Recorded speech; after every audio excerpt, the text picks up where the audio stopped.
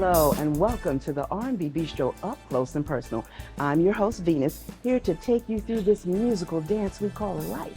And to do that, you know I talk to prominent people in and around to help us get through. Today we're doing it live at the Hub City Jazz Festival. I'll be talking to all the artists you want to see. Stay tuned, we'll be right back. Music is the answer. Sweet music is the way. Gospel, jazz, R&B touches you every day. Talk about how it moves you differently day to day. It's the R&B Bistro, where the music have its way. Welcome back to the R&B Bistro Up Close and Personal. We're still here at the Hub City Jazz Fest, talking to all these wonderful musicians, and the one I have with me now, listen, I bumped into him in the hallway and I said, "Hey, handsome," and you'll see why in 1 minute.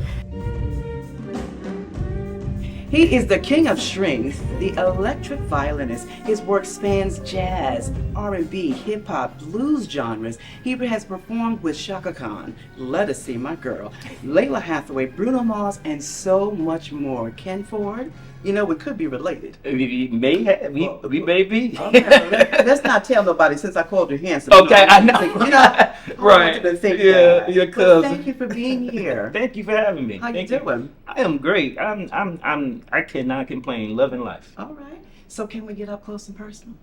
Well, it depends on how close and personal, but okay. I'm just saying. I promise I will try to take you home. Okay. All right, there's somebody in the room that may get upset if I try to take you home. Yeah, baby. But you can take my CD home. I can do that. Right. But you know, you got to give it to me to play on the air. I will. I am. So let me ask you, Okay. you started in classical, as a classical violinist. What made you change to jazz and R&B?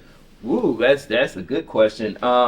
Actually, I wanted to be different anyway, because I was in the orchestra, you know, coming in with my tux on and all, you know, you got all that whole setup, and it was kind of structured it was too structured for me, and I wanted to just break out and do my own thing. Right. And I had already been just playing stuff anyway that I loved, even before the orchestra. I was just playing stuff from the radio from my ears. Really? Just because I like it and I like the violin, but then I got some real training behind it, and then that led to one thing led to the next. But it was just better to do. It was just more financially too. It's just better to do your own. I hear that. Very hard to get that classical money, huh? Yeah, right. You know, and you're working real hard. It's almost like practicing 8 hours a day. So and that kind of thing. So I really didn't care for that. It was cool. I got my classical training, and but I was like, I just want to do my own thing. Mm-hmm. Because that's what if I'm dancing, why can't I play the stuff I dance to? So, why, because the violin gets a bad rap, like you can't play nothing but classical. You can play anything on anything. Yeah, I want to come back to that. I didn't know that there was electric violin. What's the difference? Yes, one you plug up and one you don't. I mean, it's electric. But no, right. But of course, you got your normal acoustic violin. That's the brown one, the original one. Mm-hmm. But what happened? And this it wasn't that many years ago. Probably John Ponte, one of the pioneers of the electric violinist. He's a guy in Europe, France, and that was in the 70s. So so because we need to be able to hang with the band, it's hard to play a classical acoustic violin and then you got electric bass around, you got drums and saxophone and everything else. So we had to compete. So they started making violins electric, and it's like now it's a whole nother game. Now, so which do you like better? It really is. I kind of like equally both because I still love that sweet sound of the wood, of the acoustic violin. And now they make them so you can plug up an acoustic violin now. So I kind of like doing that. And it just gives you you get that real authentic violin sound. Nothing wrong with my electric. That gets me through the gig. But I love my acoustic electric. So is the electric kind of like, how they have, what do you call it? When I sing, I like live music. I don't like the stuff that's piped in. It's not. Oh yeah, it's not MIDI. It's not MIDI. Whereas you're making a different sound. Right. Yes, I could do that, but I don't do that. I still want it to be the violin. Yeah. Because all the authentic violin. Yeah, These days, you can play a violin and make it sound like drums. It's just so many things you can do. electrical wise, MIDI wise, digital wise. That's what I'm trying to say. Right. Mm-hmm. Now I looked at some of your titles of your songs. Burnt Toast. Silent Whispers. Wow, you went way back. Tell me if I'm saying this one correct. Kiran. Kiran. Is that a woman's name? Not at all. Really? That name was actually it's actually one of the first string instruments. Is it? Yes, and a Quran, something like that, Mm-hmm. and that's one of those ballads. It's just a pretty song. It's like, yeah. So what was the inspiration for those? Especially Burnt Toast. I'm trying to figure Burnt out Toast. why would I like a song that's Called titled Burnt Toast because it was in the oven so long it's finally ready. I know. So basically, that was that was my first CD. Uh-huh. It was called Burnt Toast, Mhm. and people used to and before I even had a title for the CD, people used to ask me, "When is your CD coming out? When is your CD coming out?" And I always used to say, "It's in the oven. It's in the oven. It's in the." And my mama said, "It's gonna be burnt by the time." And I was That like, was the name. "That's the name, mama. Mama, Thank you, mama. Burnt Toast." And that's how the name came about. Mhm.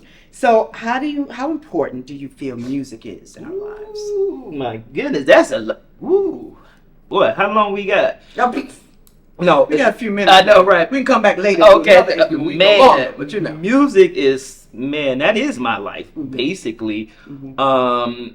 And not just necessarily playing music. We as musicians, you got to remember also to enjoy music because we get so serious, practice scales doing this, we forget to play our instrument Just for fun. just for fun, Right, relaxation. just for fun for yourself even. Mhm. And so when you do that, it's just a whole nother thing. So it takes me all over the place. It takes me, my violin takes me all over the world. I meet a lot of people, so it's super important. It feeds my family. Keep a roof over your head. Super important. I feel that music, I call this show in the theme song, it's a musical dance we call life. Because anything that you do, you can tell it goes back to music. When you met your wife, that first dance. Oh, everything. Everything reverts back to music. So our dance is just dancing through that music. Yeah. So I'm glad that you Music is nothing but emotions that's physical that you can literally hear. Somebody was going through something, whether good, bad, or whatever, and that came out to you, to the public ear. That's real emotions. That's real stuff that you're getting. Yes, it is. Now, I know you were doing some stuff with some kids a while ago. I need to know what you're still doing. Are you still teaching and inspiring kids to play the violin? Because I heard you say that they think the violin is boring. Right. And that's why I came up with my foundation, the Ken Ford Foundation. Do you still have it? I still have it Okay. on paper. Look, I had to put it on hold for a minute while I get Ken Ford together. I had to put the mask over myself before I helped the kids. That's right. So it's still there and it's ready, waiting on me to get it going again. Well, I'm glad to hear it is still there. It's still. Oh, I'm not gonna let it. That's too much They're money. trying to take music out of Right. places, and that's horrible. That's horrible. It's Exactly. a part of life. So, are you working on any new projects? Oh yes, always. It's like every day you doing something. Music. I'm thinking about a Christmas project actually. I had not did that yet, and I know if I do it, at least I know that'll be going well every year. I know at least I get that's every season. Yeah. So I don't know what I'm waiting on that. Instrumental, or would you have like a vocalist or something? I don't Some of the know. I tracks. might have some. I don't know. You just gave me some ideas, though. You must sing. I knew it. I wasn't asking for a spot though, but I know, but hey, but if you want it, he worked that in there. you can work it in there. All right. I got this whole now. She got wasn't ready, but I'll be ready. Okay, I ain't saying that no more. You'll be ready. Okay. So, all right, how can we stay connected to you? Oh, that's Audience. audience. www.kenford.net.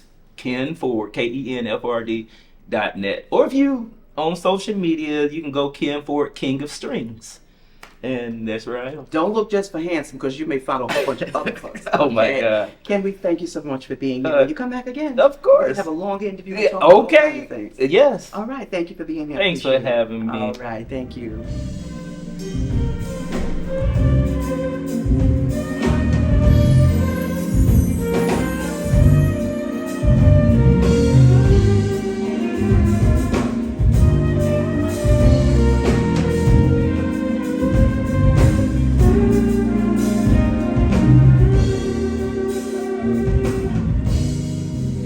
You're back with Venus at the Bistro live at the Hub City Jazz Festival. They're celebrating their 20th. We're celebrating our 8th. And we're able to do this live because of our sponsors. And I'm sitting here with one of our wonderful sponsors, Connie Pizarro. Well, thank you, Venus. I am so happy to be here to celebrate with you and with Hub City Jazz. Yeah, it's great. It really Yes, is it great. is. So thank you so much for being our sponsor. I've definitely got to say that. Tell us a little bit about what your company is. Well, what we do is we help seniors and their families when they have that difficult time in their life, care.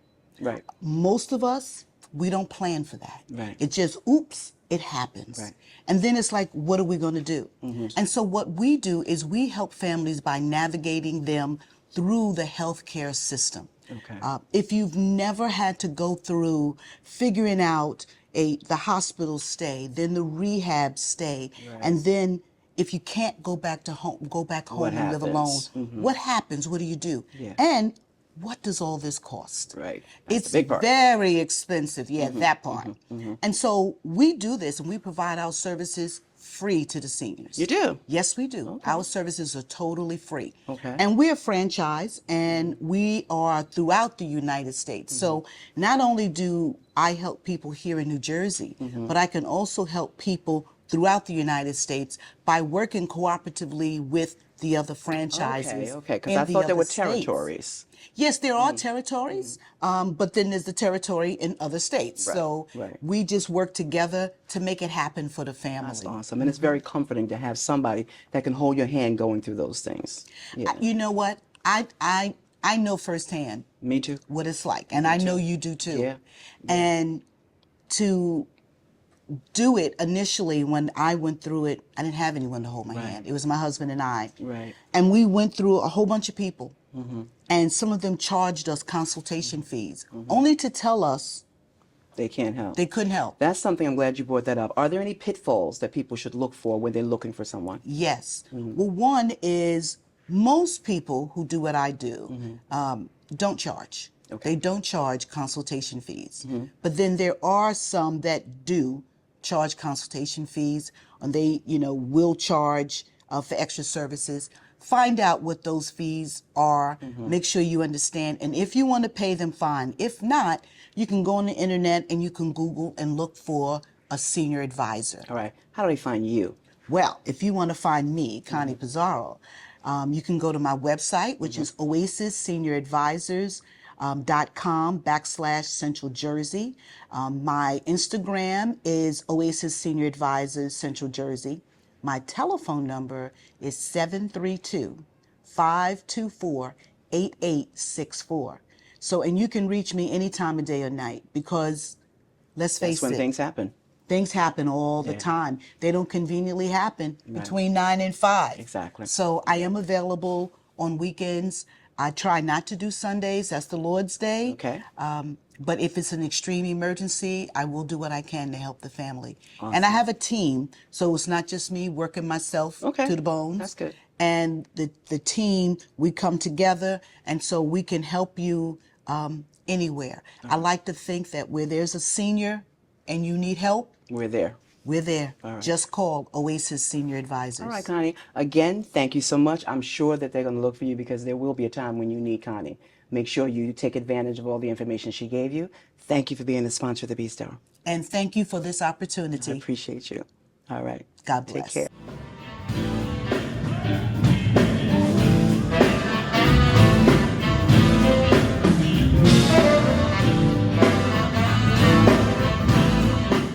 Welcome back. We're here with Grammy Award winner, NAACP winner, Presidential Lifetime Achievement winner, a man whose career spans more than 4 decades, a legendary contemporary jazz artist, and my favorite saxophone player. Y'all know I love the sax. Welcome, Mr. Najee. Thank you. Boy, you call me Mister. Make me feel really important here. Well, I like that you are important. How are you? I'm well. Thank you. Thank you. Grateful to be here. Thank you for being here. Can we get up close and personal? Yes, absolutely. All right, all right. Now, your career has spanned over 4 decades. What drives you?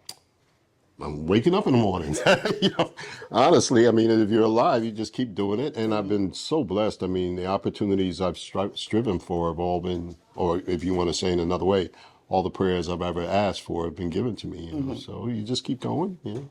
I hear that. Yeah. That brings me to something you said in one of the stories I read about you. You said your life has been a series of pivotal events and circumstances Yes. that have gotten you where you are today. What do you mean by that?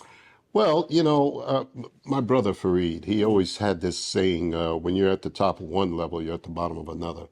So, you know, I think our goal in this world is to evolve. You know, that's for each and every one of us. And fortunately, you know, every time I've gotten to the top of something, I'm at the bottom of another, and you just keep going. You know? Nice. Yeah. So, what has been the most important pivot for you that happened? I don't know if I can name one because, you know, I'm a man that grew up in New York City, born and raised, and at the age of 11, we moved to Jamaica, Queens, New York, and that was probably one of the very first ones, moving to Queens because it was an environment that was very rich in musical and cultural contributions of the time, you know, and coming up there were a lot of bands, you know. In high school, I played in the jazz band in high school, and then the local bands in Queens, which were R&B bands and jazz bands. But I also got to study with some of the legends, such as Jimmy Heath, Okay. and Frank Foster, Frank West, and Ernie Wilkins at Jazzmobile. Nice. So being in that New York cultural environment, I think has really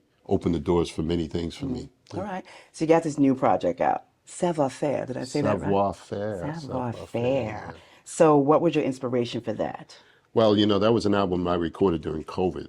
And so I had a lot of time to think about what I wanted to do creatively. And so I brought in some friends of mine, Allison Williams Allison being one of them, Williams, you know, yeah. who's our New York sister. You Put know, a hurting on that Valentine she love. did, you know, and you know, part of her story was she was sick in the hospital. Yes, I We remember. thought we almost were going to lose her. I But remember. when she recovered, I reached out to her and I knew she would be perfect for that song, which was written by Michael Henderson and recorded by Norman Collins with Gene Carn Yeah, and yeah, yeah. Michael Henderson. And true enough, she was Yeah. perfect. There So, you go. how hard is it to put together? That's like such a big project. I don't consider it hard at all. You know, I mean, for me, it's a, you know, there's a saying, I'm sure you've heard it, it's pretty cliche, but you know, when you do something you love, it's not work. Right. You know, I mean, everything has struggle in it, you know. Some things have good struggle, some have bad. Mine are all good. So, it's not difficult to pull all the people together that you need. You just, they Yeah. just go, it's Najee calling them there. What? Well, I wouldn't say that. Get out. But I will say that fortunately, you know, when I call my friends, if they are able to do it, they'll respond. Okay. Well, I'm putting in my application to be your friend. So I'll call you. Okay, well, we're already friends. We're good. See that? I like that. There you go. All right. Now, how do you pick the titles? This has always been of interest to me. Some of the album covers, I still say album, you know where I'm back from. You know, they're so interesting. The songs that are chosen, and you know, there's what, 8 to 10 sometimes songs. What makes you pick that particular song to be the title? You know what? It really depends on how it moves me, what it makes me think about. At one point, I had a list in my phone of titles that I would just connect with songs eventually. Really? Yeah. Okay. Yeah, I think I have it in a bunch of them there. I haven't used it. But that particular song, Savoir Faire, which ended up being a title song, was written and produced by Barry Eastman, who's a legendary producer in the industry. I mean, he's worked with anybody you can imagine.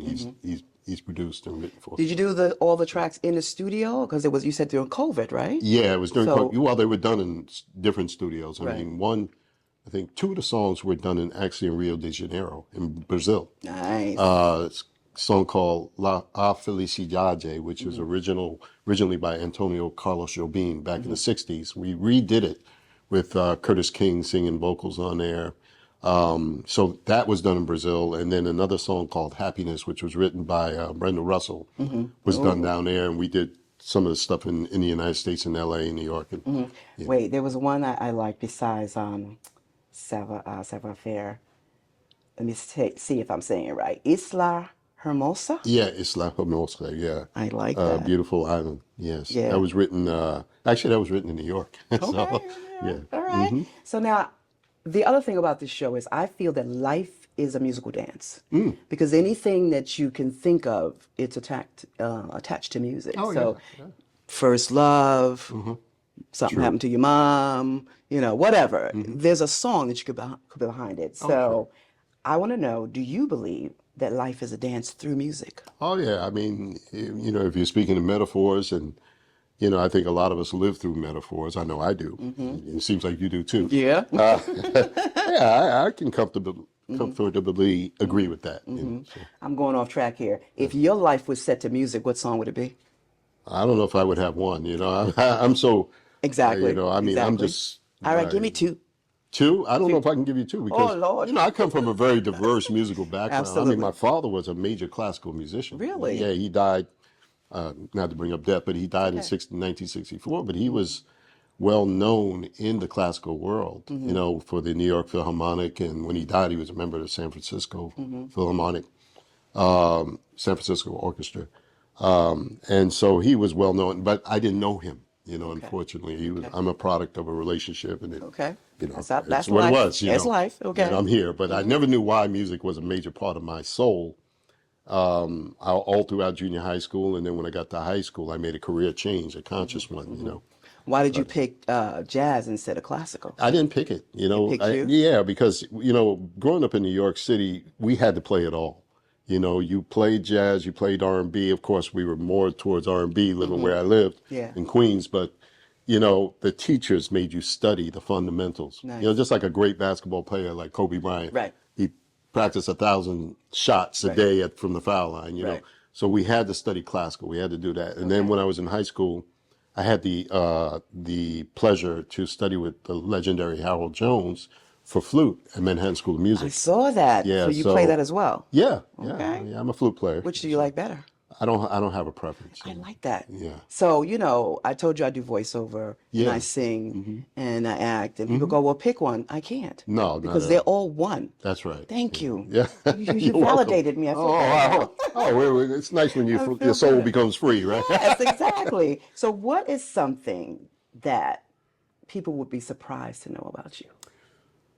I don't know if I have many surprises, to be honest with you. You're an open book, Raj? I wouldn't say I'm an open book. I really enjoy my private life. You know, I really try to keep it out of social media and all that. But honestly, you know, just watching my grandchildren now, you know, I Nice. got How a many granddaughter. grandchildren? I have 6. You know, Wow. so they're all, actually, I'm sorry, 7. What am I saying? now? Okay. I have a baby grandboy. Okay. Yeah, he's 3 now. Nice. But my daughter, she and her husband, they're college sweethearts. They married 20 years ago, and they got 4 beautiful children. One is Nice. about to go to college That's nice. next year. You know, so I'm enjoying that phase So of you my have life. one daughter? Yeah. Your only child? Yeah. Okay. No, You're not an no. only child. You said you had a brother, right? Right, I do, Right. yeah. Is he a musician? Yeah. Well, he was. He's now just manages Oh, me. okay. All right. So what do you do in your downtime? Do you have any downtime? I go home, sleep, but you know, downtime for me is I take it as it comes. Okay. You know, so for me, it's not like I plan vacations. I just take them when I need them, and you know, like that. and I want to go really, here today. honestly, I enjoy working so much. You know, that's what I love to That do. you don't take any downtime? Well, I mean, I take it when it comes naturally for me. You know, when it's time to sleep, I just sleep. I mean, you know, I'll be at home 2 o'clock in the afternoon. My body says go to sleep. I go to sleep. Me You know, too. so you know, Me it's too. I don't really plan it that way. And because I travel so much, there's never any urgency to get on a plane and go. Let's go here. You know, I hear that. I mean, I travel all over the world, and you know, I get to see a lot and do a lot. So All right. So you're here at Hub City. What are we going to hear today? we're going to hear some of the legendary stuff I've done over the last 36 years, 7 years now.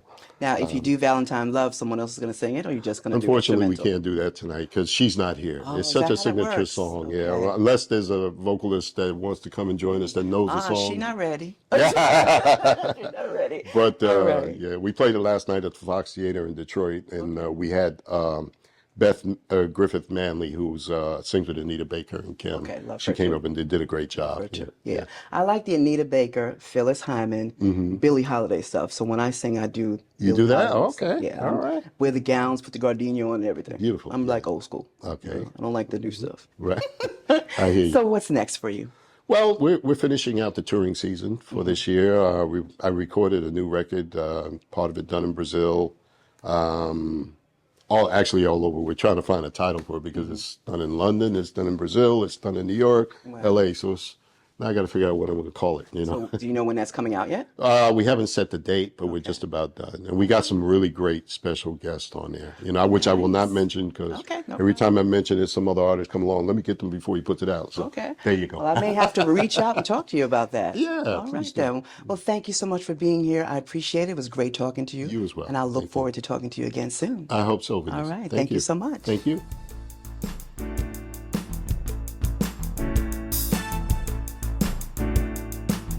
This has been the R&B Bistro Up Close and Personal. Remember, it's never too late to live your dreams. And when you do, I'll be there encouraging you. Come on back to see who we chat with next. Bye now.